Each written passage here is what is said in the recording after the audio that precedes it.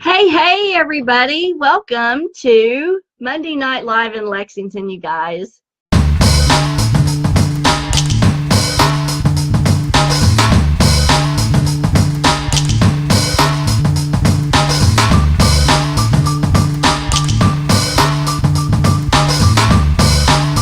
My name is Katherine Kaufman, and I'm a psychic medium here in Lexington, Kentucky, and this is my every Monday night live talk show, Monday Night Live in Lexington. Welcome to you guys on Facebook and Instagram. Hope you guys are doing okay this evening. Tonight's episode is going to be the healing benefits of water, or the healing effects of water. Hey to Melissa, Roger, Willow Rose, Philip, and Leanne over here on Facebook, and a special shout out to Linda Tipton and Armuk Russell. Thanks for joining us this evening. Magical Monday indeed, Melissa. Thanks for mentioning that. Absolutely. Hey to Tessa Luann. Before we get too far into our content this evening, I want to go over the references that I'm using for tonight's episode.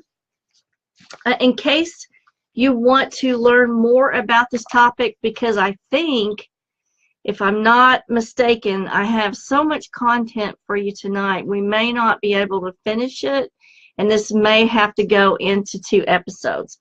So in case you want to delve into that a little bit more and you get super interested about the content this evening, I want to give you guys these references to go ahead and purchase if you want.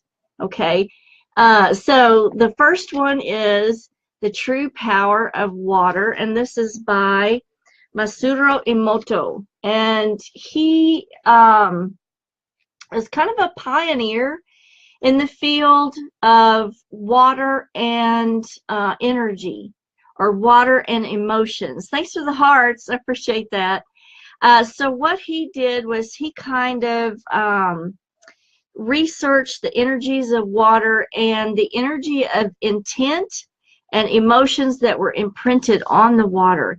And he did a lot of photography of the water molecules before and after the intention was imprinted on the water molecule. And that's probably going to be either episode 2 or episode 3, because this is like one episode in itself. But in case you want to get that book. Now, here's the funny thing about this. I've read this book, and I went to get it off the shelf this evening, and I pulled it out, and the pages were all stuck together. It's water damaged. Like the whole book has been dunked in water. Can you see how warped the pages are? The books around it were perfectly fine, but this is the only one, and even there's some pages that are damaged from being stuck together with the water. And I don't remember this being, put down in water, or water in any way coming in contact with this. But I just thought it was odd that it's the only book on the shelf that's been water damaged, and this is the one I pulled off for today. So hey to Queen Lariac over here on Instagram, and Fiorin Woods, and Pob 4370602. Thank you for joining me this evening. Another book that you will want to get is this called Gem Water, and it's by Michael Ganger and Joaquin Goebel. So you know, there's a lot of books on how to make gem elixirs, but this really cuts to the chase. It's short, it's sweet, and it just is like, okay, you can do this, you can't do that.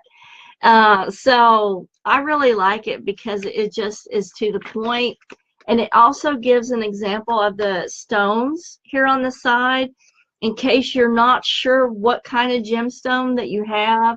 It has the pictures here for you. I really, really like that, because sometimes you're not really sure exactly what gemstone you got. And so this makes it super handy and easy to do a reference on it. And this is another episode in itself as well. But the main one that we're going to use this evening is this one. And this one is hard to get, okay? It's not on Kindle. It's called The Healing Energies of Water, and it's by Charlie Ryrie. And this was one in a series. And so I'm going to do another episode on one of the other books that was in this series, and it was The Healing Energies of Trees. And I think that we'll do that one this summer when the trees are leafed out, and you know, I can go out and gather more information and more data. But this is the major one that we're using this evening. And if you're really, really interested in this topic tonight, this is what you want to get right here. I think that it's still in print on Amazon and Barnes & Noble. So let me check for questions and do some more shout outs. Oh my gosh, the feed is going so fast. If I miss your name, please forgive me, because the feed is just going so fast. It's so hard to see. Hey to Gail, Trish, Tessa, Sarah, Michael, Chris, and Randy, Susan, George McKinney. Shout out to George McKinney. And Mary Bida. Let's see, Teresa back, Angel, Jennifer, Leslie, Bob, and Charlotte. And Yasmin Judoon, special shout out to Yasmin, Jennifer, Veronica, Andrea, and a special shout out to Christy Osborne Glass. This episode you really need to pay attention to and take notes, because you're going to want to use this one. Hey to Patty O'Brien. And let's see if anybody has any questions. Hey to Tiffany and Barbara Bacon. Thanks for joining us, Barbara. You'll probably, Barbara, want to get in on the episode of the gem waters that I'm going to do in the future. And that would be something, Barbara, that I would love to collaborate with you on. Hey to Tiffany as well. At the end of today's episode, I am going to give you guys 2 recipes for gem waters. And these are alkaline gem waters. And I'm going to give you some information on the best alkaline waters to get. Now, the recipes call for like a gallon or 1.5 liters of the base alkaline water, and then you add the fruit to it.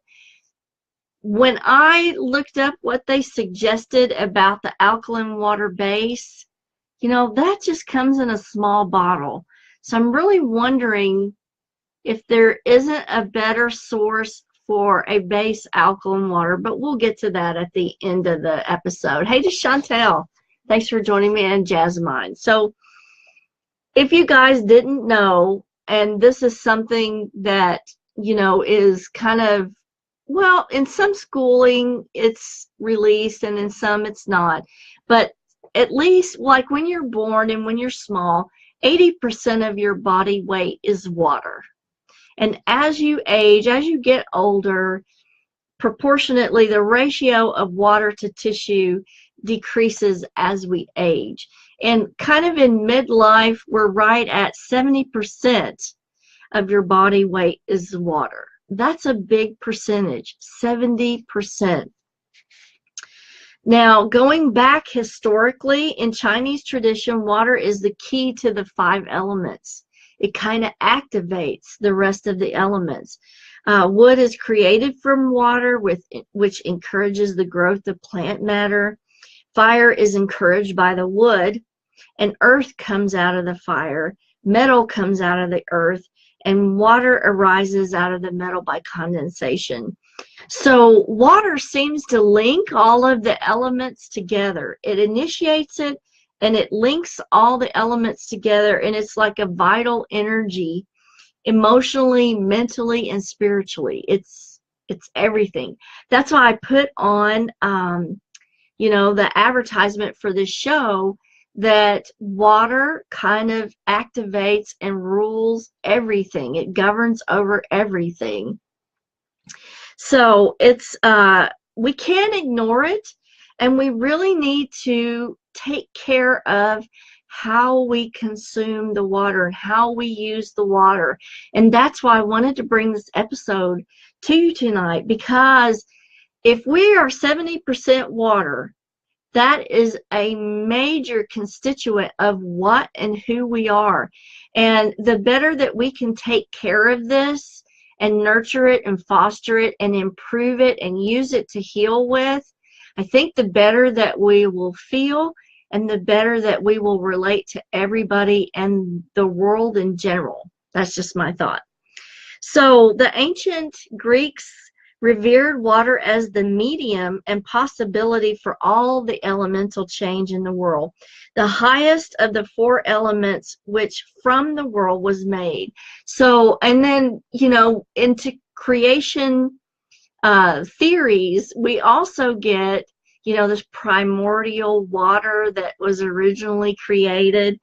But in alchemy, we want to switch to alchemy because the alchemists were fascinated by the properties and the flexibility of water, especially its subtle magnetism.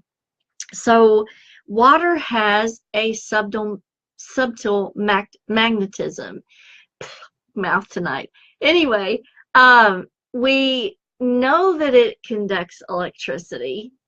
The salt also conducts electricity. It is an electrolyte.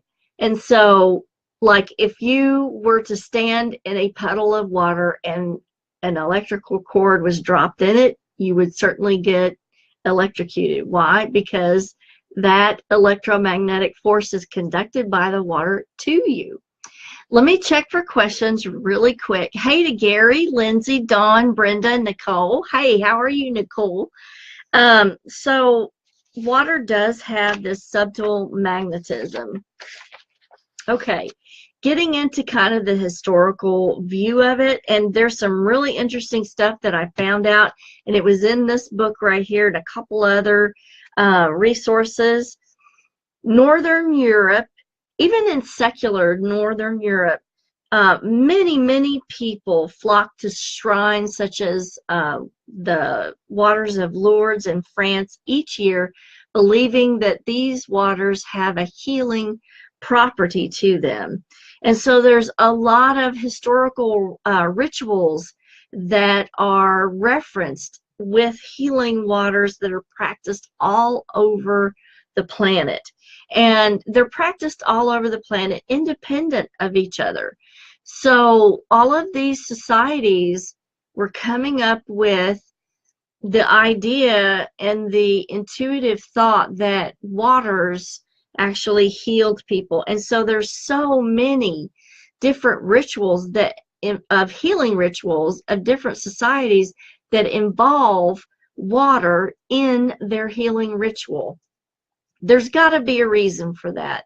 There's got to be a reason for this deep connection between so many independent societies. So science is just now beginning to recognize the levels of subtle energies such as the electromagnetic field in water, and also the electromagnetic fields that surround us, the vibration and the resonance that our bodies have, and the fact that water does conduct these vibrations or resonances through it. So it does affect, like water affects every part of our life today. So I want to give you a couple of people that investigated or kind of started working with water as an investigative field early on, one of which, this fellow's name was Victor Schauberger. I probably butchered that name, Schauberger. And his theory was called living water. His central theme was that the current technology used the wrong kind of motion. Machines and industrial processes tended to use channels such as air, water, and other liquids into a straight line. This causes destructive pressures to happen since they are not motions that are natural in nature. So what his theory was, instead, that technology should imitate natural movements and processes, leading to harmony rather than friction. So his theories were kind of published in 1920, and he developed these blueprints for ways to generate energy from water. So what he believed was that most technological problems could be solved by relying on the principles of cycloid spiral motion. And we're going to go into that a lot more, because the spiral motion is like one of the biggest things that we are looking at to energize water. And so the spiral motion and the basic movement underlying all growth in nature is what he based his theories on. Hey to J. Kelly Moore over here on Instagram.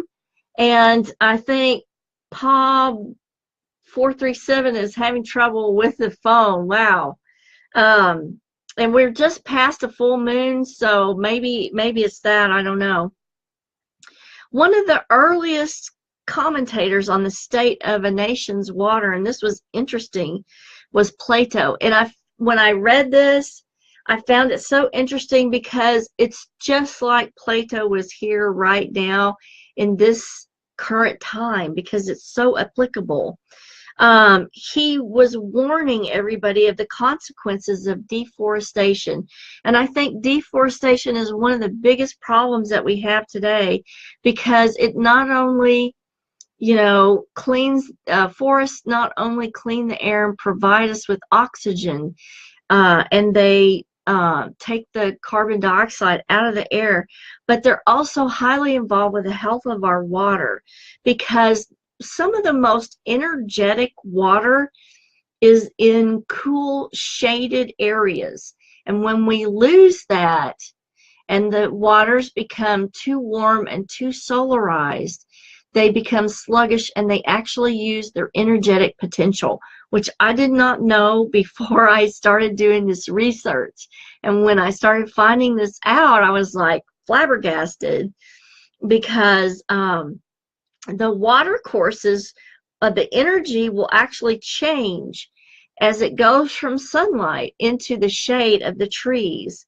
And so if we don't have that forestation or the trees shading this water, we are going to lose this potential of the water, you guys, which is really kind of scary. Let me check for questions here. Hey to Tom Driver, Lori Schultz, Trish Bay.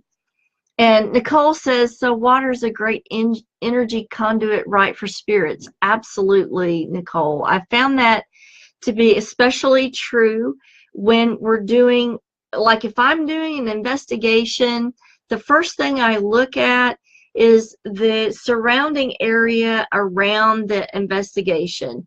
I look at, are there any streams? Are there any lakes? Are there any brooks? Are there any sources of water around that location to exacerbate spirit activity? Because the water does conduct the electromagnetic field. It does exacerbate spirit potential or spirit activity. It absolutely does, and you're correct on that. Hey to George and Jackie and Veronica, Kim and Angie, and Donna Gates, thanks for joining us, and Lydia Odom. So let's get on this. This bit of information was a little weird, but I was excited to find it because it backs up even more documentation and historical references to salt being used against evil, which is one of my biggest things to use when I do a house cleansing, is consecrated salt and consecrated water. So, and I'm going to present this to you. It's a little weird, but it's historically accurate, and I found it just fascinating. Salt was often placed on a child's lips during the baptismal ritual because it not only symbolized health in body and mind, but it was also instrumental as well in driving out the powers of darkness. That was something I was very surprised to come across, but it was surprising and exciting at the same time because it validates a lot of the information that I use in house cleansings myself. So let's get on to sacred waters. And this is not only sacred waters in the environment, but also like holy water. Okay. I remember once upon a time somebody had emailed me about the fact that they had used salt on a house cleansing and it hadn't worked. And I was like, Now, salt does have a natural ability to cleanse or to repel evil, but it dawned on me to ask them, did you consecrate the salt or did you pray over the salt? Did you make it holy? And the answer was no, they hadn't. And I think that that's why the salt didn't work, because salt is a crystal. It does hold energy. It is an electrolyte. And once you pray over that salt, and just like the water, once you put a prayer of intent, electromagnetic thought into that water, it will become holy water, just as the salt becomes sanctified or consecrated salt. And so holy water is a big deal. Now, I have found that holy water doesn't last quite as long as sanctified or consecrated salt, but it has a more immediate effect on what you're doing. So let me check for questions here. Hey, to Lana Lorraine, thanks for joining us this evening. And there's no questions over here on Instagram, so let's carry on. So sacred waters are a big thing across the planet, and there are many, many sites that have been considered to have healing qualities, like Lourdes in France. The most amount of sacred sites or holy wells that I found were actually in Ireland. And so I'm only going to give you a few names to kind of look up of the sacred wells in Ireland, but originally these sacred wells or sacred sites in Ireland were groves where a lot of trees grew. And I find it interesting that the shade from the trees is one of the main things that energizes the waters that we're finding today. And so the groves were originally there where these holy wells are now. Hopefully there's still trees there. But these sacred wells in Ireland were originally these groves. And so the holy wells, there's a few that I wanted to name. Tulbar Nalt is a really popular holy well. St. Declan's Well is a really nice one to look up too. St. Manoah's Well is in Armagh, and also St. Werbig's Well, and that's one in Dublin. So these are places that people go to ask for healing. They go to say special prayers for healing for others, and just to venerate the waters. And in venerating the waters, I did find another thing. In Roman and Greek culture, and this is interesting, they did have water cults, which was very, very interesting. And so they venerated the water because it's so beneficial and we have to have it, but it can be so destructive in the same respect. And so veneration or honoring the water was done to try to quell that destructive nature of the water. So the spirits of the grove wells were seen as beneficial, but this tempestuous water was seen as very destructive. And this was another interesting fact too. I hope you all enjoy this. So almost identical beliefs appear at different times in primitive Polynesian, tribal, African, and developed Western societies that you must not look into running water, because if you look into running water, you're looking into God's eye, or you may be looking into your soul, and you may dream of your reflection and to dream of your reflection may bring you a vision of your own death. So when I found that, I was like, oh my gosh, that is so weird.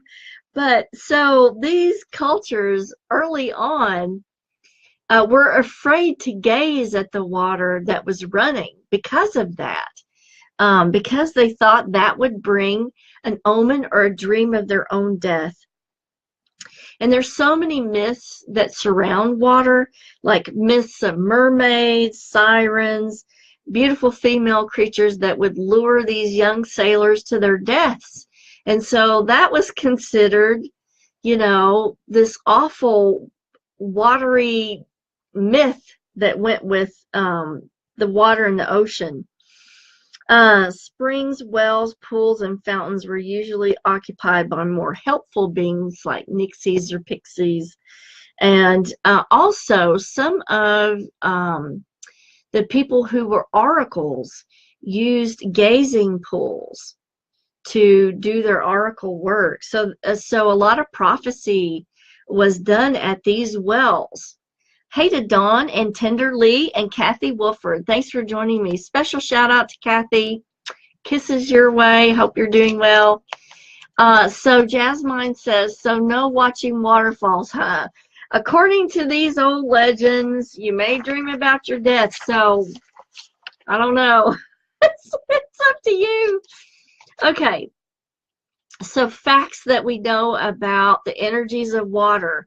Let's check our time. We've only got a few more minutes left. I'm going to extend it a little bit tonight. This is going to be a two-part series because I just got so overwhelmed with all this information, and I do want to give you at least 2 recipes for the alkalinizing water. I want to get to that. So let me just go over a couple of the facts about the waters. Cooling waters are the most energetic and the most beneficial. Movement is the most vital factor affecting water and its energy, and temperature has to go with it. The cooler the water, the more energetic, the more movement, the more energetic the water is. And that's the most beneficial water that you can use or ingest.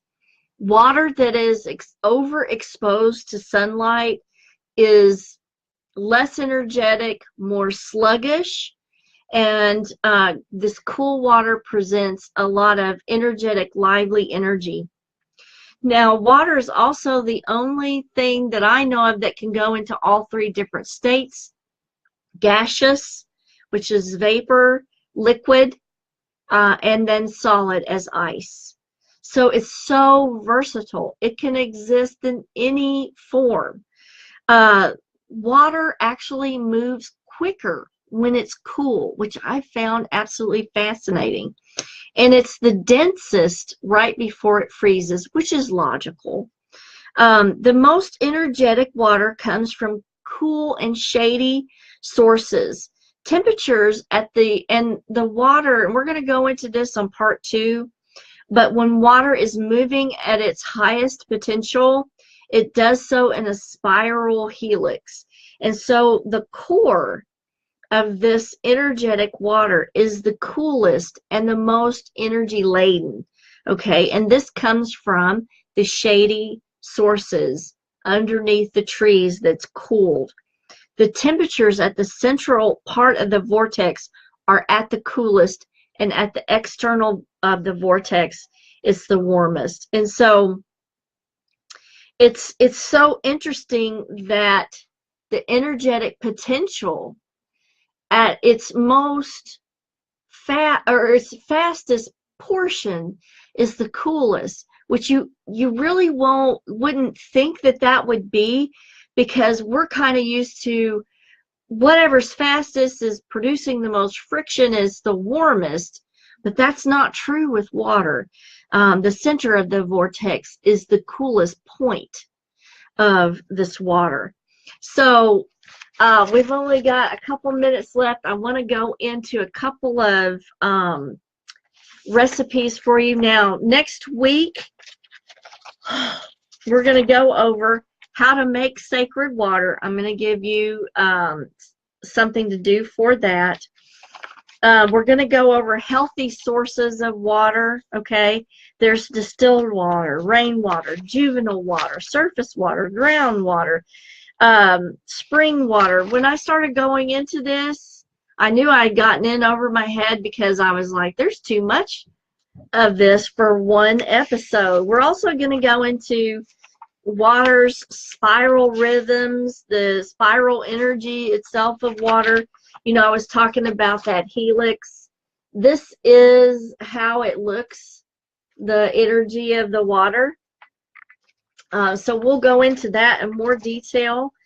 How to make your water at home the highest potential for healing. We're going to go into that next week. So let me real quick go into right now 2 recipes for the best alkalinated water that you can ingest. If you want to get more of these recipes, you can do it on Google Play Books. Now, these recipes came from the book that I got was Pure Alkaline Fruit Water, and it's over 40 recipes by Byron Lovings. Okay, so let me just tell you what he says about using a base water. The base water that you're using, the pH needs to be at least 9.5. Now, here in Kentucky, we have some really nice spring water, underground water from Highbridge. It's called Highbridge Spring Water. The pH of that is, though, now this was a test that was done in 2014. The pH was, at 2014, was 6.5. So it's not where we want it. But in this book by Byron Lovings, he does suggest some water that's sold by Walmart. It's called Essentia water, and the pH is 9.5. I did also find another base water on Amazon that was called Alkalife, and the pH was 10. So, but like I said, the recipes call for like a gallon or a 1.5 liter amount, and the bottles that I looked at on Amazon and at Walmart were actually less than that. So, you know, I guess it's up to you if you want to spend the money for that. But the first one is lemon lime water mint. And so the key to making these alkalinated waters is you're going to start with the base water as high in alkaline as you can, like the Essentia or the Alkalife. And you're going to add the fruit to the water. And then you want to allow it to sit for 2 to 4 hours at room temperature before you drink it. Okay, so the lemon lime water mint is 1 gallon. It's for 1 gallon of spring water, 1 tablespoon of manuka honey, 1/2 cup of peppermint or spearmint. That can be the leaves, the stems, or a combination of both. 2 lemons sliced, 2 limes sliced, and a grapefruit that's sliced and an orange that's sliced. Now, they did specify that the orange and the grapefruit needed to be juiced and the juice added to the water. They did not say in the book whether you sliced it after you juiced it or before. My guess is you juiced it and then just sliced it up and added to the water, because it really didn't say. But you're going to allow that to set at room temperature for 2 to 4 hours, and then you can put it in the refrigerator and ingest it. Now, that particular mix was used as a body detox or a fat burner. And if you get the Google Play books of this reference, there are specific recipes for energy, for fat burning, for all kinds of different things. But I'm going to give you one more recipe, and this was a citrus refresher lime cucumber mint, and that just sounded so good. Let me check for questions to make sure. Christy says, I find watching the running water so fascinating, though, and there's a good reason for that, Christy, and we're going to go into that on episode 2. Hey to Jules, and Nicole says she has to go. Have a great night. You too, babe. Hey to Diana, Wayne, and Katrina. So here's the second recipe. So you want to put 1 lemon thinly sliced, 1 lime, and 1 orange thinly sliced. And this recipe calls for 1.5 liters of your base alkaline spring water. You want to do 4 to 5 slices thin of the cucumber and 6 to 8 peppermint sprigs of either peppermint or spearmint in the water. Now this one doesn't call for any sweetener. This one is more for energy and refreshing, and that cucumber mint just sounded wonderful. So I hope you guys enjoyed tonight's content. I hope you enjoy me, or come visit me next weekend, next Monday, for another episode of this. We're going to go over, oh, hang on, David has something to say. What are you going to be doing next Monday, Catherine? Oh, what am I going to be doing next Monday? Announcement. Oh, it's inside of my nose. Next Monday, I'm going to be on Midday, Kentucky, for a little special episode where I'm going to do a reading. So y'all join me for Midday, Kentucky if you can. It's channel 36. And that should be a lot of fun. We should have a lot of fun doing that. But spread the word. Yes, and share that with your friends if you want to watch a live reading of me doing that. So that's going to be exciting. And it had completely slipped my mind for the moment. But anyway, so next Monday night, we're going to do episode 2. We're going to kind of dive into this really deep. And I'm going to share with you the techniques that you're going to do to energize the water yourself at home and make it the most beneficial that you can. So I will see you guys Friday for Fun Friday, for those of you that participate with Fun Friday. If you have any questions, please leave them in the comment section. If you enjoy these Monday night show, share this with your friends. Click that share button on the screen right now and share this out and spread the word. We need to really pay attention to what we're drinking and the water that we're using, and we need to take care of it a little bit better. So I will see you next Monday night for episode 2. Kisses from Kentucky, and we are going to shut it down tonight. Oh, and what's for dinner, David? What's for dinner, David? What's for dinner? How about egg salad? It's BLT egg salad. Well, I was going to say, how can we jazz that up? Let's put some bacon in it, and let's use some Japanese Kewpie mayo. Oh, man, that's good. It has a little tangier flavor to it. Adds a little something. It's going to be a lot of fun. So let's take that egg salad and turn it up. We will turn it up a notch, and you guys watch for pics. I'm sure we're going to get some before we dive into it tonight. See you next Monday. Bye, guys.